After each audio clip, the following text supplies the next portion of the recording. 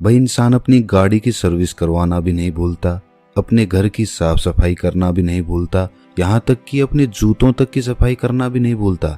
लेकिन अपने शरीर की सफाई वो कब करता है?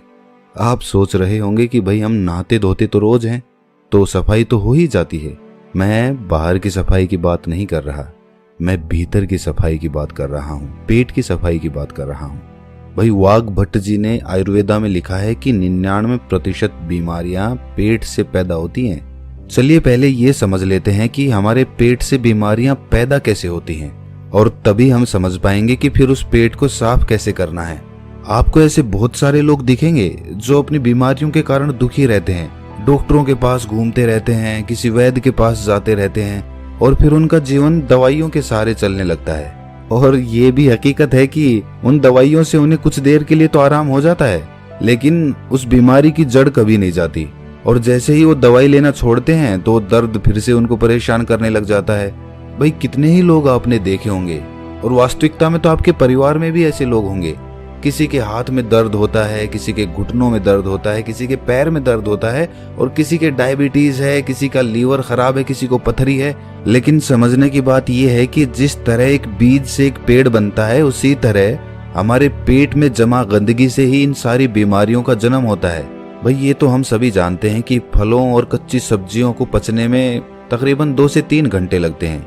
वहीं पर अगर हम अनाज की बात करें, जैसे गेहूं या फिर कोई और अनाज, तो उसको पचने में 5 से 6 घंटे लगते हैं। लेकिन अगर हम बात करें मांस या मछली या फिर नॉन वेज की, तो उसको पचने में 15 से 20 घंटे लग जाते हैं। अब जो हम खाते हैं वो किस तरह गंदगी के रूप में हमारे शरीर में जमा हो जाता है, ये बड़े ध्यान से समझना। ये समझोगे तभी ये समझ पाओगे कि उस गंदगी को बाहर कैसे निकालना है। इससे मैं आपको आसान तरीके से एक उदाहरण के माध्यम से समझाता हूँ। मान लीजिए कि आप अपनी गाड़ी लेकर अपने घर से जाते हैं। रास्ते में गाड़ी सड़क पर चलती है, और कुछ दूर सड़क पर चलने के बाद सामने कीचड़ आ जाता है। अब जब कीचड़ में से गाड़ी होकर निकलेगी तो उसके टायर पे भी कीचड़ लगेगा, उसका टायर गंदा होगा। अब वो कीचड़ कुछ दूर बाद खत्म हो गया और आप फिर से सड़क पर आ गए। अब फिर से जब गाड़ी सड़क पर चलने लगेगी तो हो सकता है उसका कीचड़ हट जाए, लेकिन वो कीचड़ पूरी तरह से साफ नहीं होता, वो ऊपर ऊपर से साफ हो जाएगा। आप किसी चीज से साफ करेंगे तो भी वो ऊपर से ही साफ होगा, क्योंकि टायर पर जब हम देखते हैं तो उसमें लेयर्स बनी होती हैं, उसमें एक स्पेस बना होता है, एक जगह बनी होती है, और उसमें मिट्टी फंसी रहती है, कीचड़ भी उसी में फंसा रहता है। तो ऊपर से साफ करने पर वो ऊपर ऊपर से साफ होता है। उस टायर को पूरी तरह से साफ करने के लिए आपको तेज प्रेशर से उस पर पानी डालना होगा, तब उस बीच वाले स्पेस से वो मिट्टी निकल कर बाहर आएगी।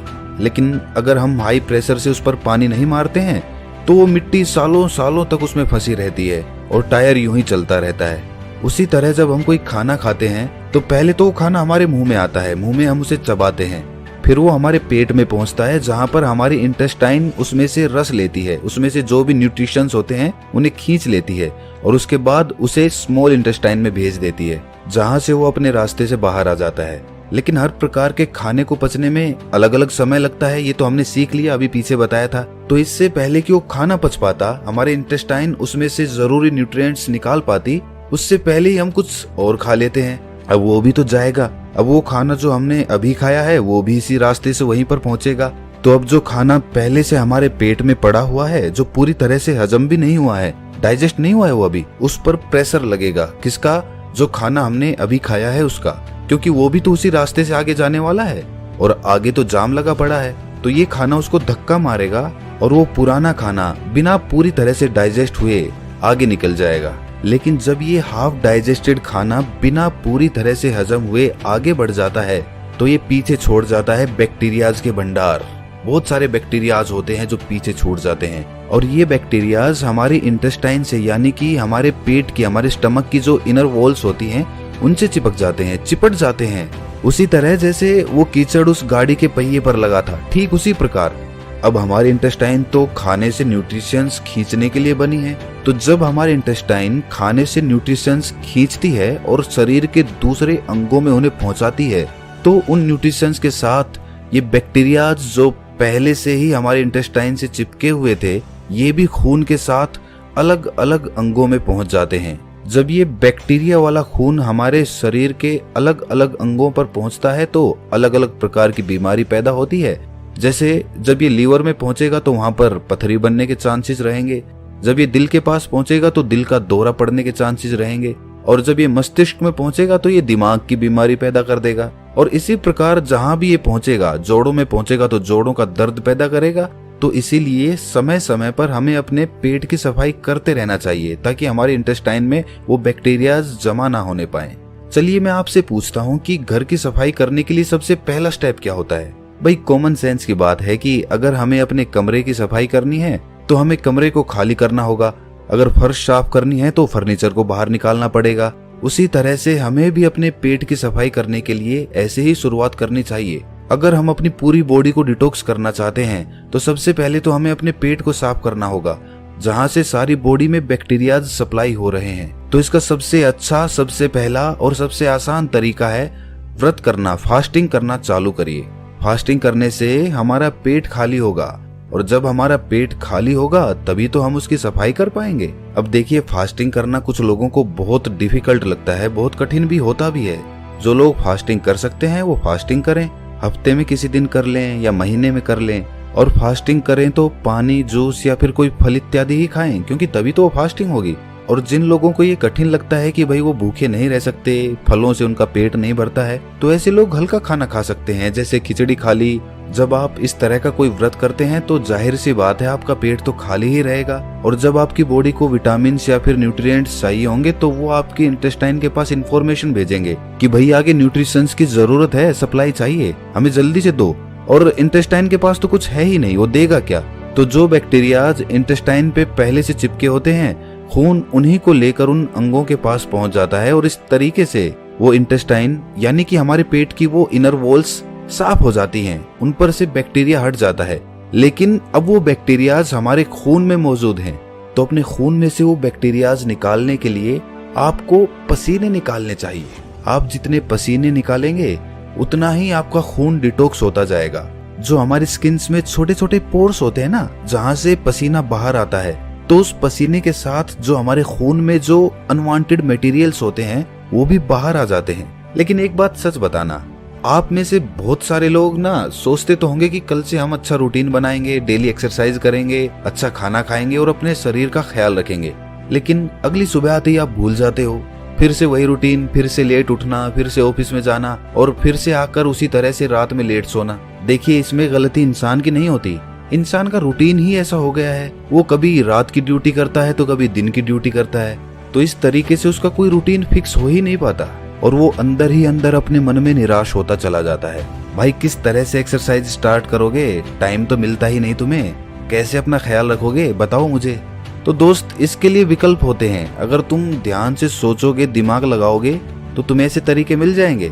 भाई इसके लिए हमें जापान के लोगों से सीखना चाहिए। जापान के लोगों का भी शेड्यूल इसी तरह बिजी रहता है, उन्हें टाइम मिल ही नहीं पाता कि वो एक्सरसाइज करें। उस देश में भी ज्यादातर लोगों को टाइम मिल ही नहीं पाता कि वो एक्सरसाइज कर लें, इसीलिए वो अपने पास एक साइकिल रखते हैं। कहीं जाना हो इधर उधर, छोटी मोटी जगहों पे, ज्यादा दूर नहीं जाना हो, वहां पर वो अपनी साइकिल का इस्तेमाल करते हैं, वरना तो पब्लिक ट्रांसपोर्ट में या फिर खुद की कार से ट्रेवल करते हैं। ज्यादा दूर नहीं, लेकिन छोटी जगहों पे कुछ दूर जाने के लिए वहां तो हम साइकिल का इस्तेमाल कर सकते हैं।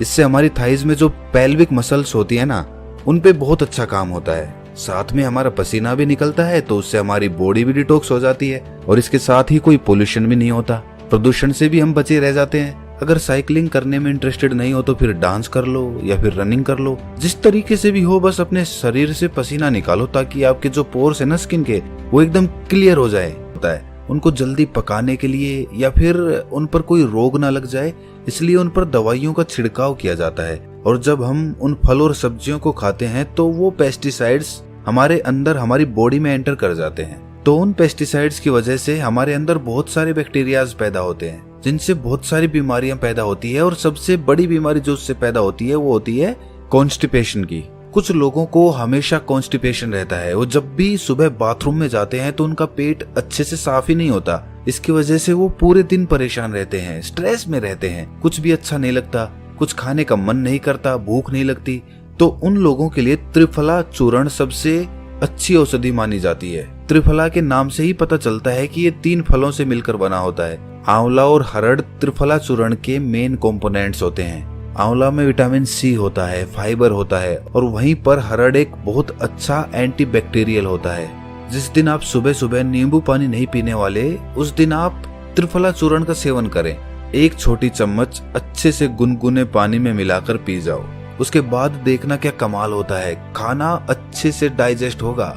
सुबह पेट इतने अच्छे से खाली होगा कि पूरा दिन हल्का हल्का महसूस करोगे। और इसे भी रोज लेने की जरूरत नहीं है भाई। 1 हफ्ता आपने नींबू का पानी ले लिया, फिर किसी दूसरे हफ्ते आपने त्रिफला चूर्ण का सेवन कर लिया। इस तरह अल्टरनेट तरीके से इनका इस्तेमाल करना है। कहीं पता चले कि आप नींबू पानी भी पी रहे हैं और साथ में त्रिफला चूर्ण का भी सेवन कर रहे हैं। ऐसा मत करना।